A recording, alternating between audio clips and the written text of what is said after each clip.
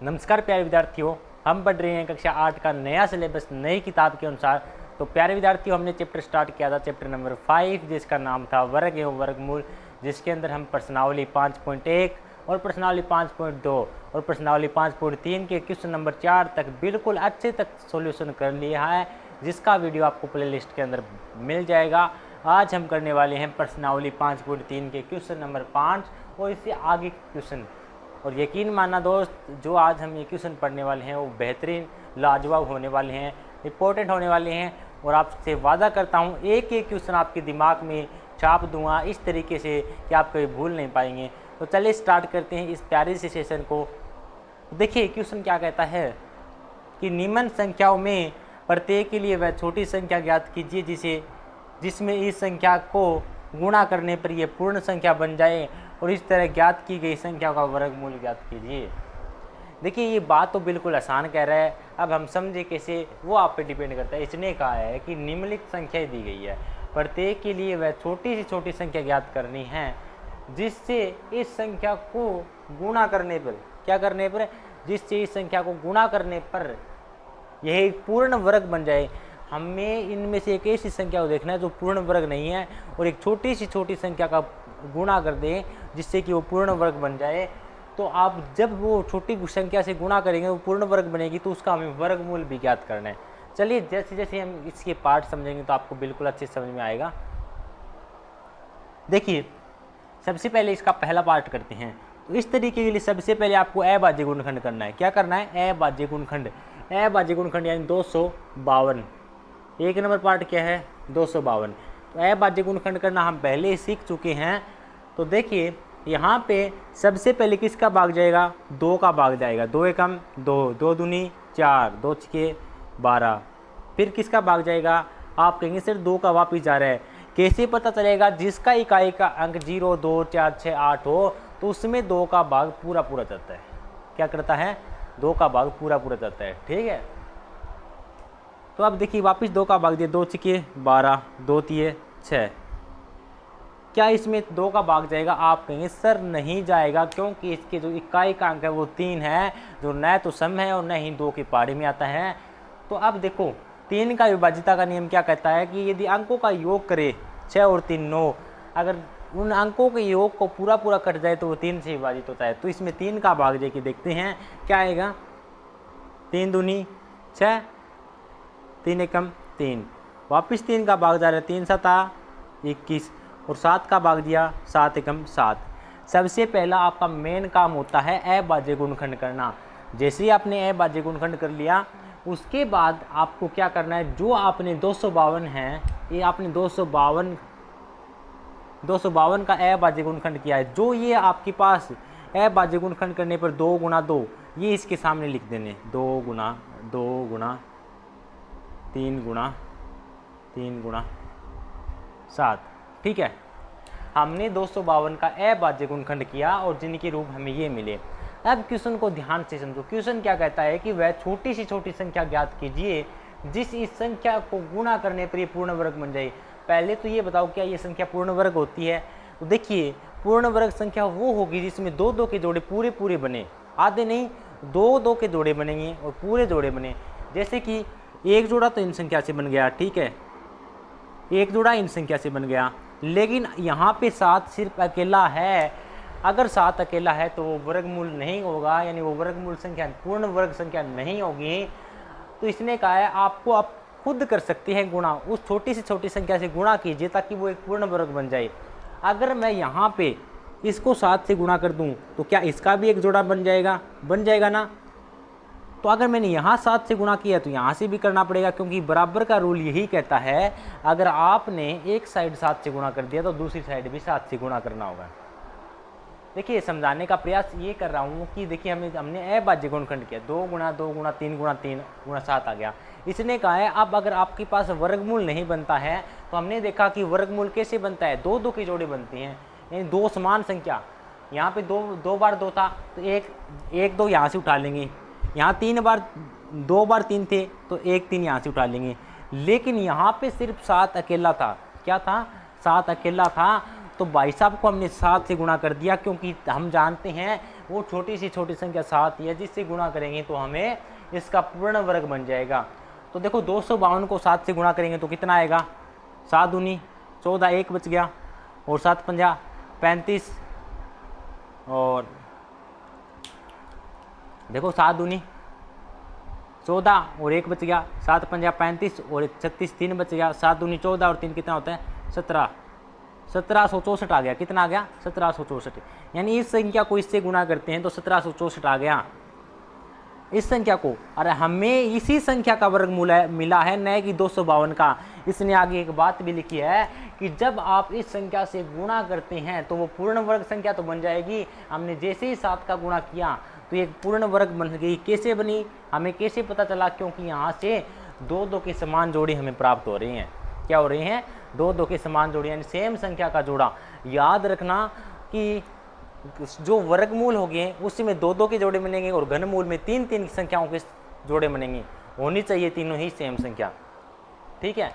तो यहाँ से क्या करेंगे, 1764 है, यानी 1764 का वर्गमूल क्या आ जाएगा, ये 2 गुणा 3 गुणा 7, 2 गुणा 3 गुणा 7, यही इसका वर्गमूल होगा। 2 3 6, 6 7 42, यानी 1764 का वर्गमूल कितना हो जाएगा 42। और यही हमसे पूछा है, क्या पूछा है, यही हमसे पूछा है और यही मैं आपको बताने का प्रयास कर रहा हूँ। देखिए इस एक पॉइंट को ध्यान से समझिए, आगे हमें जरूरत ही नहीं पड़ेगी ये, ठीक है। देखो सबसे पहले कहा था निम्न संख्याओं में प्रत्येक के लिए वह छोटी संख्या ज्ञात कीजिए। सबसे पहले हमें अभाज्य गुणनखंड करना था, हमने अभाज्य गुणनखंड किया। उसके बाद जो भी अभाज्य गुणनखंड आया हमने ऐसे लिख दिया। लेकिन हमें पता चला कि यहाँ पे 2 बार 2 है तो 1 2 उठा लिया, 2 बार 3 है तो 1 3 उठा लिया। लेकिन 7 सिर्फ अकेला पड़ा है तो इसने साफ साफ लिखा है कि उस संख्या से आप गुणा कर सकते हैं जिससे कि वो पूर्ण वर्ग बने। हमें पता है कि अगर इसको मैं 7 से ही गुणा करूँगा तो ये पूर्ण वर्ग बनेगी, ठीक है। एक आगे वाला सवाल आएगा उसमें हमें भाग देना पड़ेगा, तो जो अकेली संख्या बचेगी ना हम उसी के साथ छेड़खानी करेंगे। यहाँ पे अकेली संख्या 7 बची थी तो इसको एक 7 से और गुणा कर दिया। आगे वाले क्वेश्चन में कहा भाग देना है तो हम क्या करेंगे, अगर 7 है तो 7 को 7 से भाग दे देंगे, दोनों तरफ भाग दे देंगे, ठीक है। वो आगे के क्वेश्चन में देखेंगे, ठीक है। फिर हमने 1 2 यहाँ से उठा दिया, 1 3 यहाँ से और 1 7 यहाँ से, और ये कितना हो गया 1764। तो 1764 का वर्गमूल आ गया 42। इसने यही बोला है इस तरह ज्ञात की गई संख्या, हमने 7 को इससे गुणा किया 1764 हो गया। इस संख्या का वर्गमूल ज्ञात करना था तो इसका सब वर्गमूल क्या हो जाएगा 42 हो जाएगा, ठीक है। यही आपको ज्ञात करना था, बिल्कुल आसान सा क्वेश्चन था। आई होप कि आपको समझ में आ गया होगा। चलिए इसका सेकंड पार्ट सुनते हैं और आपको अच्छे समझ में आएगा।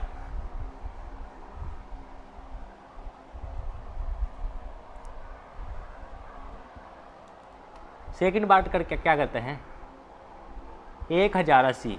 तो सबसे पहले काम क्या है, अभाज्य गुणनखंड करना। 2 का भाग देंगे 2 निम 18, फिर वापस 2 का भाग देंगे 2 चौके 8, 2 पंजा 10, फिर वापस 2 का भाग नहीं जाएगा।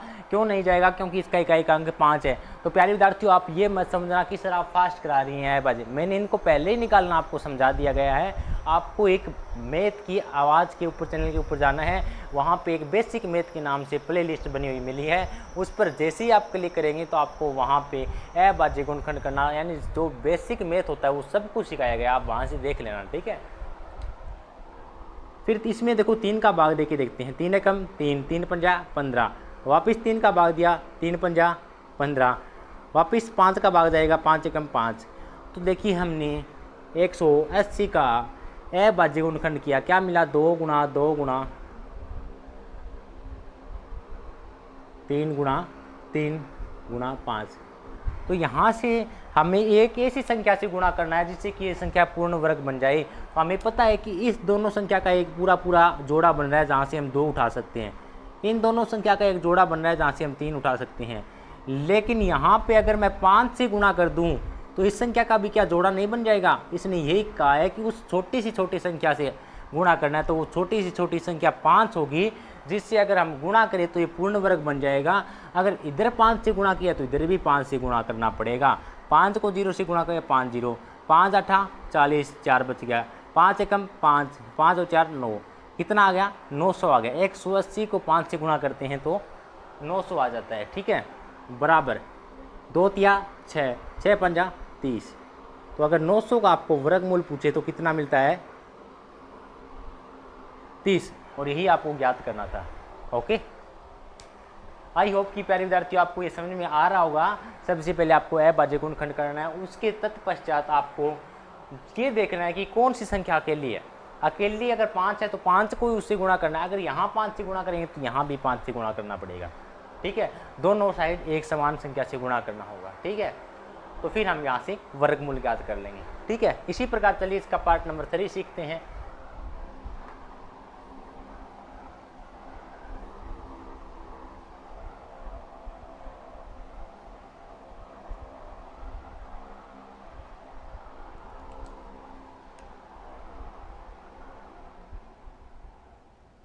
पार्ट नंबर 3 क्या है? 1008। इसका सबसे पहले अभाज्य गुणनखंड ज्ञात करो। क्या है? 2 का भाग देंगे, 2 पंजा 10, 0, 2 चौके 8, 2 दूनी 4, 2 पंजा 10, 2 दूनी 4। वापिस 2 का भाग देंगे, क्योंकि मुझे कैसे पता चल रहा है इसका क्या एक अंक सम है, तो 2 एकम 2, 2 दूनी 4, 2 छके 12, 2 छके 12, 2 तिये 6। फिर 3 का भाग देंगे, 3 दूनी 6, 3 एकम 3, वापिस से 3 का भाग दिया, 3 सत्ता 21, और फिर वापिस से 7 का भाग दिया, 7 एकम 7। यानी हमने 1008 का क्या किया? अभाज्य गुणनखंड किया। कितना मिला हमें? 2 गुणा 2 गुणा 2 गुणा 2 गुणा 3 गुणा 3 गुणा 7, यही मिला। तो सबसे पहला काम यही होता है हमारा कि अभाज्य गुणनखंड करना होता है। उसको आपको क्या करना होता है? इस रूप में लिख लेना है। ठीक है, उसके बाद आपको क्या करना होता है? आपको ये देखना है कि दो दो के जोड़े कितने बन रहे हैं। एक तो यहाँ से 2 उठा लिया, इन 2 संख्या का एक जोड़ा यहाँ से बन गया, और इन 3 का एक जोड़ा यहाँ से बन गया, और लेकिन ये 7 अकेली बच गई। तो इसको अकेली क्यों छोड़ो? अपनी तरफ से 7 को यहाँ गुणा कर दो और 7 को यहाँ गुणा कर दो, क्योंकि क्वेश्चन ने यही बोला है इस संख्या को आपको गुणा करना है जिससे कि वो पूर्ण वर्ग बन जाए। हम जानते हैं अगर इसको 7 से गुणा कर देंगे तो एक जोड़ा हम यहाँ से उठा सकते हैं। तो इसको 7 से गुणा करो, कितना आएगा? 7 × 8 = 56, 5 बच गया, 5 फिर 0, 7 एकम 7, कितना आ गया? 7056। इसका वर्गमूल कितना हो जाएगा? 2 दूनी 4, 4 तिये 12, 12 सती 84। तो इसका वर्गमूल कितना हो जाएगा? 84। और यही हमें ज्ञात करना था। तो सभी का सभी पार्ट इसी तरीके से आपको करना है। आई होप कि आपको ये अच्छी समझ में आ रहा होगा। ठीक है, इस तरीके जितनी ज़्यादा इनकी प्रैक्टिस करेंगे उतना ही आपके लिए आसान होता जाएगा। ओके, चलिए इसका पार्ट नंबर नेक्स्ट देखते हैं।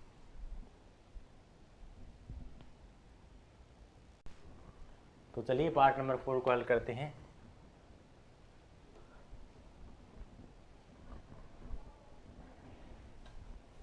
प्यारे विद्यार्थियों, बिल्कुल आसान सा है। ठीक है, पार्ट नंबर 4 क्या है? 2028। तो सबसे पहले आपको क्या करना है? इसका अभाज्य गुणनखंड करना है। तो इसमें 2 का भाग दिया, 2 एकम 2, 0, फिर 2 का भाग दिया, 2 एकम 2, 2 चौके 8। देखिए फिर वापस 2 का भाग दिया, 2 पंजा 10, कितना आ गया? फिर 0, 2 सता 14, वापस 2 का भाग दिया, 2 दूनी 4, 1 बच गया, 2 पंजा। तो क्या इसमें 2 का भाग जा रहा है? नहीं जा रहा है। तो इसमें 3 का भाग देखते हैं। 5 और 7 12 होता है, 3 का भाग जा रहा है, 3 एकम 3, 2 बच गया, 3 छके 18, 3 निम 27। मैं देखिए डायरेक्ट भाग कर रहा हूँ, आपको इसे करके देखना है प्यारे विद्यार्थियों, क्योंकि आप नहीं जानते हैं कि इसे भाग कैसे करते हैं। लेकिन जब आप इनकी प्रैक्टिस करने लगोगे ना, तो यकीन मानना आप भी इतने महारथी बन जाएंगे। ठीक है, फिर इसमें देखो वापस 3 का भाग जाएगा, तो 3 पंजा 15, 3 पंजा 15 नहीं जा रहा, इसमें भाग है। क्या गलती कर दी हमने? 3 एकम 3, कितना बच गया?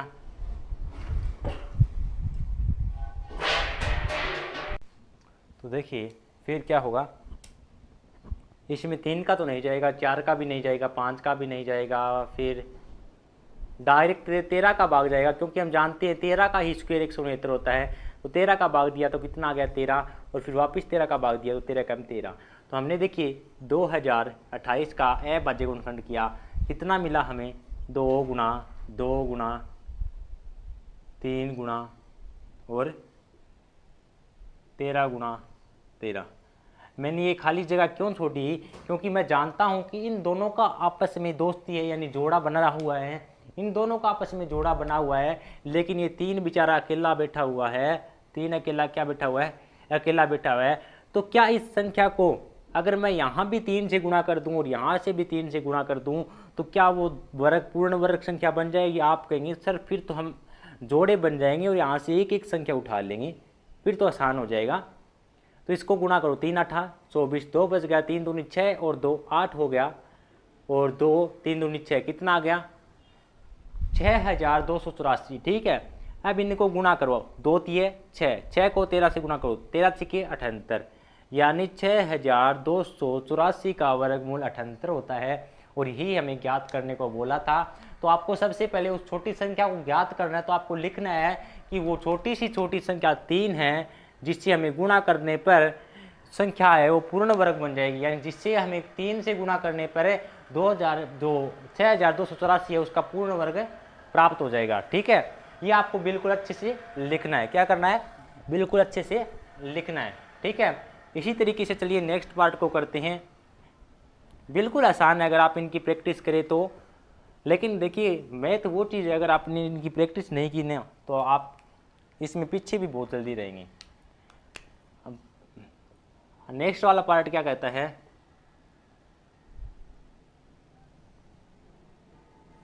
इसका सबसे पहले 2 का भाग दिया, 2 सता 14, फिर 0, 2 दूनी 4, 2 निम 18, फिर वापस 2 का भाग जाएगा क्या, बताओ, नहीं जाएगा।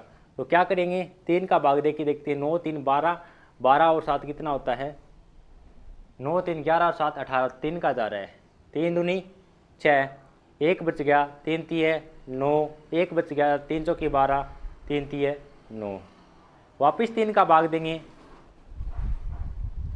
तो 3 का भाग देंगे, 3 सता 21, 3 सता 21, 2 बच गया, 3 8 24, 3 एकम 3, क्या 3 का भाग जाएगा, नहीं जाएगा। तो किसका भाग जाएगा आगे बताओ, देखिए छोटी सी मिस्टेक होगी, जब हमने 2 का भाग दिया तो कितना आएगा 729, तो फिर 3 का भाग देंगे तो कितना आएगा 243, फिर वापस इसके अंदर क्या करते हैं, 243 में 3 का भाग देंगे तो कितना आएगा, 3 8 24, 3 एकम 3, वापस से 3 का भाग दिया, 3 दूनी 6, 3 सत्ता 21, फिर वापस से 3 का भाग दिया, 3 निम 27, वापस से 3 का भाग दिया, 3 तिये 9, वापस से 3 का भाग दिया 1, यानी आपको तब तक इसका अभाज्य गुणनखंड करना है तब तक आपके पास 1 ना आ जाए। तो देखिए 1458 का अभाज्य गुणनखंड किया, कितना आया, 2 गुणा 3 गुणा 3, 3 गुणा 3, 3 गुणा 3। तो यहाँ से हम एक बात तो कह सकते हैं कि हमारे पास इन 3 का एक जोड़ा बन गया, इन 3 का एक जोड़ा बन गया, इन 3 का एक जोड़ा बन गया, यहाँ से भी हम 3 उठा सकते हैं और यहाँ से भी हम 3 उठा सकते हैं। लेकिन बेचारा 2 अकेला बैठा है, अगर यहाँ पे अगर मैं 2 से गुणा कर दूँ तो ये संख्या पूर्ण वर्ग बन जाएगी। क्या बन जाएगी, पूर्ण वर्ग। तो कर दो 2 से, ठीक है, तो यहाँ से 2 से गुणा किया तो यहाँ से भी हम 2 उठा सकते हैं। 2 8 16, 1 बच गया, 2 5 10 और 1 11, ठीक है, 2 चौके 8 और 1 9, 2 एकम 2, कितना आ गया 2916। इसका वर्गमूल कितना हो जाएगा, इनको आपस में गुणा कर दो, 2 तिया 6, 6 तिया 18, 18 तिया कितना होता है बताओ, 18 दून 36, 18 तिया 54, तो 2916 का वर्गमूल क्या हो जाएगा 54, और यही हमें ज्ञात करना है। तो पहले विद्यार्थियों सबसे पहले आपको अभाज्य गुणनखंड निकालना है, उसके तत्पश्चात आपको क्या करना है, उसके पश्चात आपको इस तरीके से लिख लेना है और उसके पश्चात ये देखना है कि आपको कौन सी संख्या अकेली दिखाई दे रही है। जो अकेली संख्या है सेम उसी संख्या से गुणा करेंगे, क्योंकि उसके बाद ही हमें उसका वर्गमूल मिल सकता है। ओके, इस तरीके से आपको करना है। आई होप कि आपको ये समझ में आ रहा होगा। इसका लास्ट पार्ट भी करते हैं, 768, बिल्कुल सेम इसके आगे वाला क्वेश्चन सेम इसकी तरह ही है, इसकी तरह ही है। वहाँ पे हमें एक संख्या जो अकेली बचेगी ना, वहाँ पे हमें भाग देना है, इतना सा काम करना है।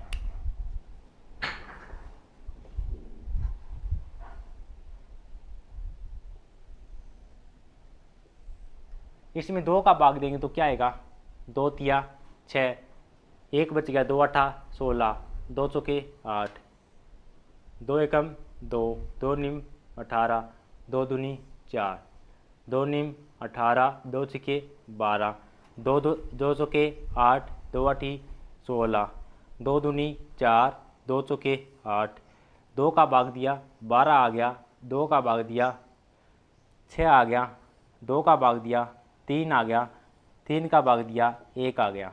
क्या समझ में आया आपको ये?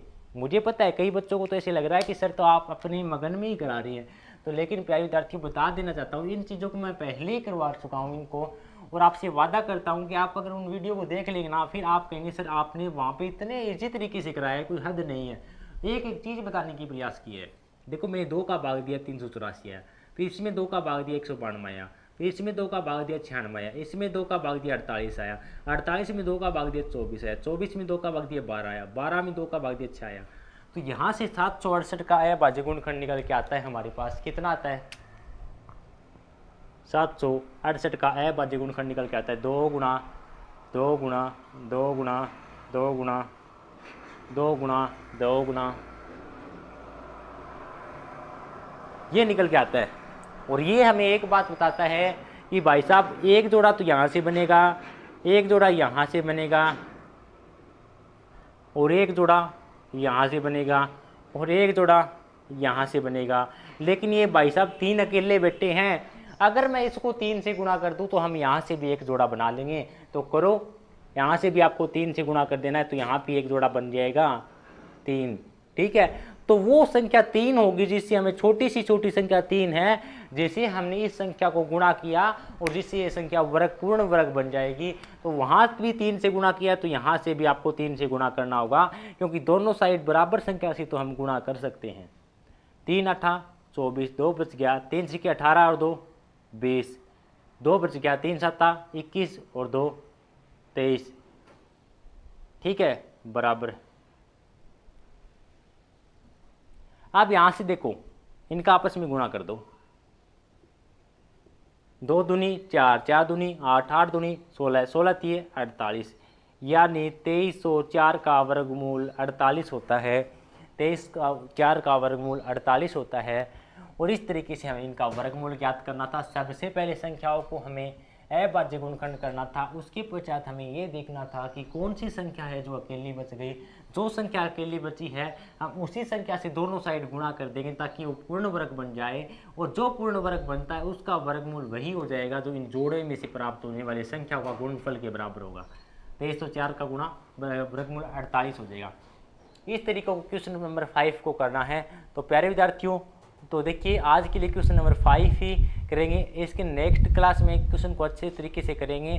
आपको क्लास कैसी लगी, क्या क्वेश्चन नंबर 5 समझ में आया? अगर क्लास अच्छी लगी हो, कंटेंट पसंद आया हो तो प्लीज़ लाइक और कमेंट करके ज़रूर बताएं। अगर आप इसी तरीके से कक्षा 8 का मैथ पढ़ना चाहते हैं तो प्यारे विद्यार्थियों आज ही हमारे यूट्यूब चैनल मैथ के वाच को ज्वाइन कीजिए और फ्री ऑफ कॉस्ट पूरा का पूरा मैथ का सिलेबस कीजिए। जय हिंद, जय भारत।